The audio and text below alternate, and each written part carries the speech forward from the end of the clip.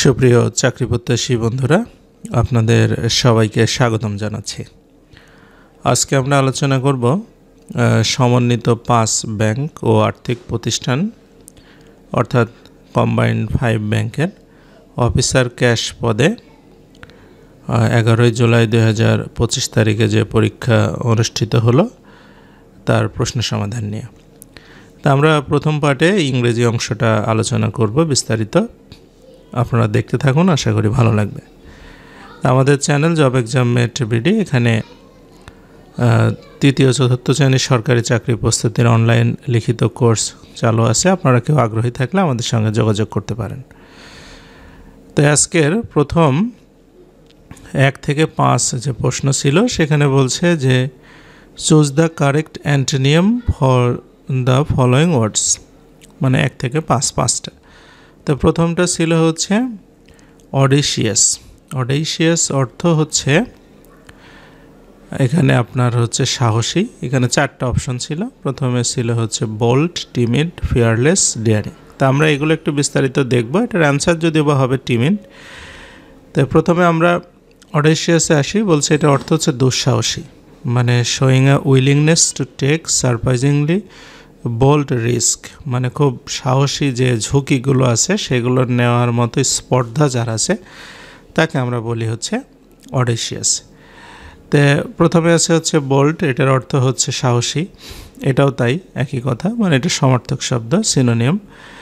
তারপরে timid. Timid অর্থ হচ্ছে ভীরু, যাদের কারেজ মানে কনফিডেন্স এগুলোর অভাব রয়েছে, বা যারা সহজেই হচ্ছে নিজেকে ভীরু মনে করে বা ভয় পায় তাদেরকে আমরা বলি হচ্ছে টিমিড।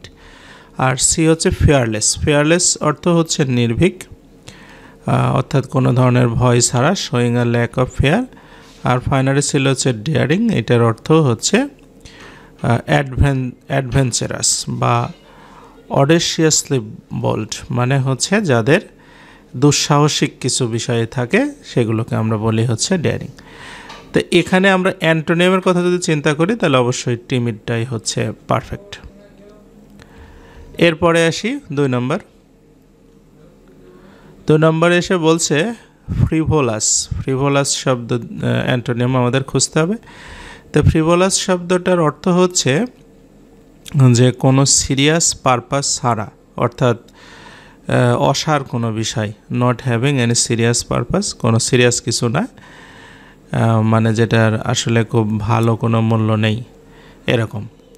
আচ্ছা, তো এখানে যে অপশানগুলো ছিল তার মধ্যে এই নাম্বার হচ্ছে সিরিয়াস, মানে গুরুত্বপূর্ণ, এটাই অ্যান্টোনিয়াম।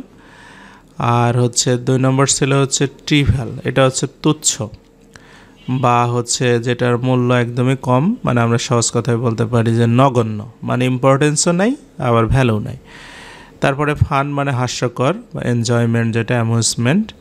আরটা ছিল হচ্ছে সিলি। সিলি অর্থ হচ্ছে যে আমাদের কোনো বিষয়ে অ্যাবসার্ড কোনো বিষয় বা সামান্য কোনো বিষয়, নগণ্য বিষয়। তো এইগুলোর মধ্যে দেখা যাচ্ছে যে অ্যান্টোনিম হিসাবে সিরিয়াসটাই হচ্ছে পারফেক্ট।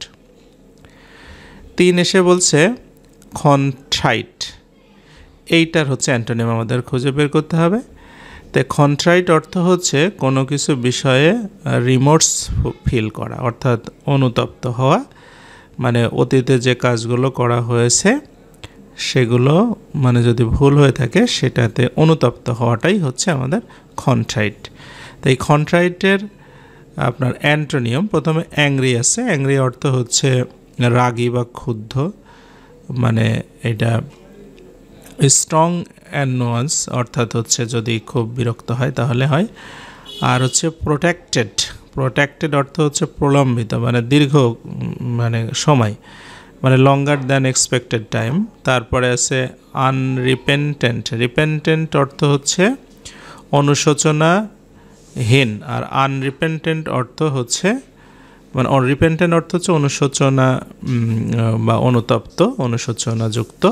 আর আনরিপেন্টেন্ট অর্থ হচ্ছে অনুশোচনাহীন, মানে যার কোনো রিগ্রেটনেস নাই। তারপরে হচ্ছে সারফিট। সারফিট অর্থ হচ্ছে অতিরিক্ত বা অতিশয্য, এক্সেসিভ অ্যামাউন্ট অফ সামথিং, কোনো কিছু যখন অতিরিক্ত হয়ে যায় তখন সেটাকে আমরা বলি সারফিট। তো এখানে আনরিপেন্টেন্টটা হচ্ছে আমাদের কনট্রাইটের অ্যান্টোনিম হবে। আচ্ছা, 4 নম্বরে ছিল হচ্ছে মলিফাই, এটার অ্যান্টোনিম খুঁজতে হবে আমাদের। তো এখানে প্রথমে আমরা আসি, মলিফাই শব্দের অর্থ হচ্ছে কোনো কিছু প্রশান্ত করা, মানে রাগকে প্রশমিত করা, অ্যাংজাইটিকে প্রশমিত করা। তারপরে আছে হচ্ছে, প্রথমে আছে এ নাম্বার হচ্ছে স্টুলটিফাই, এটার অর্থ হচ্ছে আগ্রহ হারিয়ে ফেলা, অস্থির করে ফেলা কোনো কিছুতে, এরকম বিষয়। ইনফিউরিয়েট এই শব্দটার অর্থ হচ্ছে কাউকে রাগান্বিত করা, মানে এই মলিফায়ের বিপরীত আর কি, অর্থাৎ কাউকে এক্সট্রিমলি অ্যাঙ্গার এবং ইমপেশেন্ট করে তোলা। আর প্লাকেট অর্থ হচ্ছে কাউকে শান্ত করা বা রাগ কমানো। স্কোয়ান্ডার শব্দের অর্থ হচ্ছে ওয়েস্ট, অর্থাৎ হচ্ছে মানি এবং টাইমকে অপচয় করা। তো এখান থেকে আমরা বলতে পারি ইনফিউরিয়েট শব্দটাই হচ্ছে এখানে অ্যান্টোনিম। 5 নম্বর ছিল হচ্ছে ইননকাস। ইননকাস অর্থ হচ্ছে যেগুলো ক্ষতিকর না, অর্থাৎ হচ্ছে আপনার যেগুলো আপনার আমাদের জন্য ভালো আর কি, সেইগুলোকে বোঝানো হয়। তো প্রথমে আমরা আসি হচ্ছে হার্মলেস অর্থ ক্ষতিকর নয়, এটা সিনোনিম। ডেঞ্জারাস মানে হচ্ছে ক্ষতিকর বা কোনো কিছু ক্ষতি করতে পারে। ইনসিগনিফিকেন্ট এটাও হচ্ছে ক্ষতিকর না বা খুব আনইম্পর্ট্যান্ট একটা বিষয়। জেন্টেল মানে তো হচ্ছে নরম, কোমল, মানে ভদ্র বা হচ্ছে মৃদু। তো সেই ক্ষেত্রে আমরা এখানে হচ্ছে ডেঞ্জারাসকে মার্ক করতে পারি। তো এই 5টা ছিল আমাদের হচ্ছে অ্যান্টোনিম। এরপরে আমরা চলে যাব সিনোনিমে। প্রথমে হচ্ছে বলছে যে choose the correct synonym for following words, question 6 to 10। তো প্রথমে আছে হচ্ছে ইউবিকিউটাস। ইউবিকিউটাস এটার অর্থ হচ্ছে সর্বব্যাপী, হ্যাঁ, অর্থাৎ হচ্ছে প্রেজেন্ট, অ্যাপিয়ারিং, ফাউন্ড এভরিহার, সব জায়গাতে যেটা পাওয়া যায়। তো রেয়ার মানে হচ্ছে বিরল, সব জায়গাতে পাওয়া যায় না। ওয়াইড স্প্রেড এটার অর্থ হচ্ছে সর্বব্যাপী। লোকাল অর্থ হচ্ছে স্থানীয়। ইনভিজিবল অর্থ যেটা চোখে দেখা যায় না। তো এই ক্ষেত্রে আমরা ওয়াইড স্প্রেডকেই সিনোনিম হিসাবে নিতে পারি। 7 এসে বলছে পারফাংটরি। পারফাংটরি এইটা হচ্ছে অর্থ হচ্ছে কোনো বিষয় সম্পর্কে খুব বেশি মনোযোগ না দেওয়া, মানে without real interest or effort, অর্থাৎ ভাষা কোনো বিষয় সাধারণ একটা আইডিয়ার উপরে কাজটা করা। থরো অর্থ হচ্ছে সম্পূর্ণ মনোযোগ দেওয়া। সুপারফিশিয়াল এইটা শব্দের অর্থ হচ্ছে কোনো কিছুর গভীরতা ছাড়া জাস্ট শুধু বাইরের দিকটা দেখা আর কি, এইটা ভাষা হবে। প্যাশনেট অর্থ হচ্ছে একদমই আপনার উৎসাহী বা অধিক পরিমাণে স্ট্রং ফিলিং এবং বিলিভস দিয়ে সেটাকে দেখা। আর কেয়ারফুল মানে যত্ন সহকারে। তাহলে আমরা এখানে সুপারফিশিয়ালকে পারফাংটরির হচ্ছে সিনোনিম হিসাবে বলতে পারি। আচ্ছা, 8 এসে বলছে অ্যামিওলিওরেট। অ্যামিলিওরেট এটার অর্থ হচ্ছে কোনো কিছুতে ডেভেলপ করা, মানে খারাপ কোনো কিছু উন্নতি সাধন করা, অর্থাৎ মেক সামথিং ব্যাড বেটার, কোনো কিছু ব্যাড ছিল সেটাকে ভালো করা। তো প্রথমে আছে ওরসেন। ওরসেন শব্দের অর্থ খারাপ করা। ইমপ্রুভ মানে উন্নতি করা। নেগলেক্ট মানে হচ্ছে কোনো কিছুকে অবহেলা করা। রিজেক্ট মানে বাতিল করা। তাই আমরা এখান থেকে যে ইনফরমেশনগুলো পাচ্ছি, ইমপ্রুভটা হচ্ছে এটা সমার্থক শব্দ বা সিনোনিম। আচ্ছা, 9 এসে বলছে অসপিশিয়াস। অসপিশিয়াস শব্দের অর্থ হচ্ছে অনুকূল, মানে আপনার ফেভারেবল, সোজা কথা। তো এ নাম্বার অপশান ওরা দিয়েছে হচ্ছে টেনেশিয়াস। টেনেশিয়াস শব্দ হচ্ছে দৃঢ় বা ফার্ম, একদমই মানে কোনো বিষয়ের সাথে অ্যাডহিয়ারিং ক্লোজলি, মানে লেগে থাকা। আর প্রলিফিক অর্থ হচ্ছে হাইলি প্রোডাক্টিভ, সেটা হতে পারে ফুল, ফল, গাছপালা অথবা সন্তান। আরটা হচ্ছে প্রপিশিয়াস। প্রপিশিয়াস শব্দের অর্থ হচ্ছে আপনার ফেভারেবল, মানে গুড চান্স অফ সাকসেস যেটা। আর হচ্ছে ডিবিয়াস। ডিবিয়াস শব্দের অর্থ হচ্ছে সন্দেহজনক বা ডাউটিং। তো এখান থেকে আমরা সি নম্বরকে সিনোনিম হিসাবে নিতে পারি। 10 নম্বরে ছিল হচ্ছে জিঙ্গোইজম। জিঙ্গোইজম শব্দের অর্থ হচ্ছে উগ্র জাতীয়তাবাদ বা অধিক দেশভক্তি, মানে এক্সট্রিম প্যাট্রিয়টিজম, যেটার কারণে তারা অন্য দেশেও আক্রমণ করতে চায়, যেমন ইসরায়েল। এই ইসরায়েলের যে কনসেপ্ট সেটাকে জিঙ্গোইজম বলে। তো নেপোটিজম মানে হচ্ছে যখন চাকরি বাকরি দেওয়া হবে তখন নিজের আত্মীয় স্বজনের মধ্যে দেওয়া স্বজনপ্রীতি। অল্ট্রুইজম অর্থ হচ্ছে পরোপকার, অন্যের উপকার করা। আর হচ্ছে শোভেনিজম, এটার অর্থই হচ্ছে অন্ধ দেশপ্রেম বা উগ্র জাতীয়তাবাদ। আর হচ্ছে সলিসিজম, এটার অর্থ হচ্ছে ব্যাকরণের রীতিগত ভুল। তাই আমরা এখানে শোভেনিজমকে নিতে পারি। এরপরে হচ্ছে স্পেলিং ছিল 11 আর 12 দুইটা। প্রথমটা ছিল হচ্ছে রিডিকুলাস, এটা RIDICULOUS, রিডিকুলাস অর্থ হচ্ছে হাস্যকর। আর হচ্ছে আরেকটা ছিল হচ্ছে প্রিসিংক্ট, এটা বানানো হবে PRECINCT, এটার অর্থ হচ্ছে যে একটা প্রাচীরের ভিতরে সারাউন্ডিং বা জায়গা যেটা, সেটাকে বোঝায়। এরপরে বলছে fill in the blanks with appropriate words. প্রথম ছিল আই প্রিফার কফি টি, তো প্রিফারের হচ্ছে একটা ল্যাটিন কম্পারেটিভ, এটার পরে হচ্ছে টু বসে, অর্থাৎ I prefer coffee to tea. 14 বলছে the concert was cancelled, the heavy rain, এটা হবে because of heavy rain, because of এর পরে নাউন বসে, অর্থাৎ কনসার্টটা ক্যান্সেল হলো ভারী বৃষ্টির কারণে। আচ্ছা 15 বলছে you should not back with your teachers.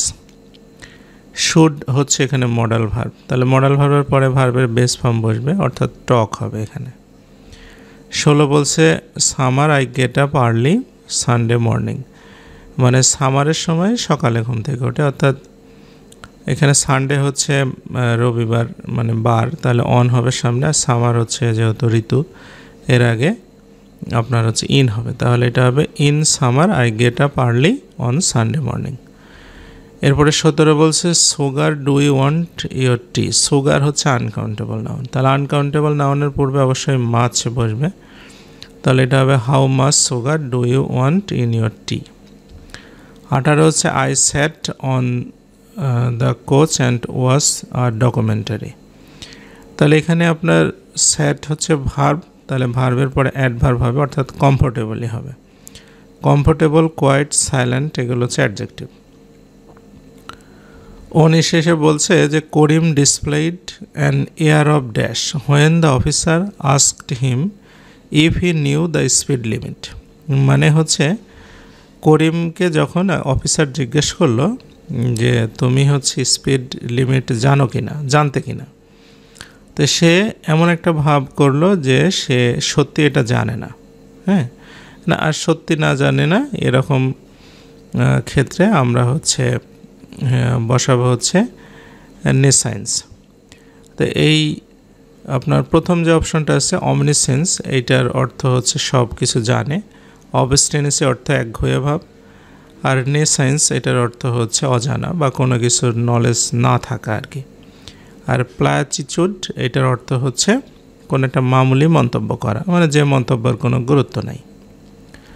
20 নম্বর বলছে identify the correct sentence of the following. প্রথমে বলছে they reached the cinema early so as they might get a good seat, মানে তারা আগে সিনেমাতে গিয়েছিল যাতে একটা ভালো সিট পায়। তো এখানে রিচড পাস্ট টেন্স আছে, তাহলে মাইট তো হবেই, তো সুতরাং এটা সো দ্যাট দে মাইট হবে। 21 নম্বর বলছে the man to who I sold my house was A gentleman. এখানে দ্য ম্যান সাবজেক্ট, ওয়াজ হচ্ছে ভার্ব, আই হচ্ছে সাবজেক্ট, সোল্ড হচ্ছে ভার্ব, তাহলে এখানে টু হোম হবে, তাহলে হচ্ছে the man to hmm I sold হবে, কারণ পাস্ট টেন্স, তাহলে সোল্ড হবে। এখানে হু সাবজেক্টিভ ফর্ম না বসে অবজেক্টিভ ফর্ম বসবে। 22 বলছে the committee along with the CEO have decided to postpone the meeting until next week. এখানে অ্যালং উইথ দ্বারা যখন বসে তখন আমরা শুরুর সাবজেক্টকেই গুরুত্ব দেব, অর্থাৎ কমিটিকে আমরা এখানে সিঙ্গুলার হিসাবে যদি আমরা বিবেচনা করি, কারণ কমিটি তো এখানে আনডিভাইডেড না, তাহলে এটা হ্যাজ ডিসাইডেড হবে।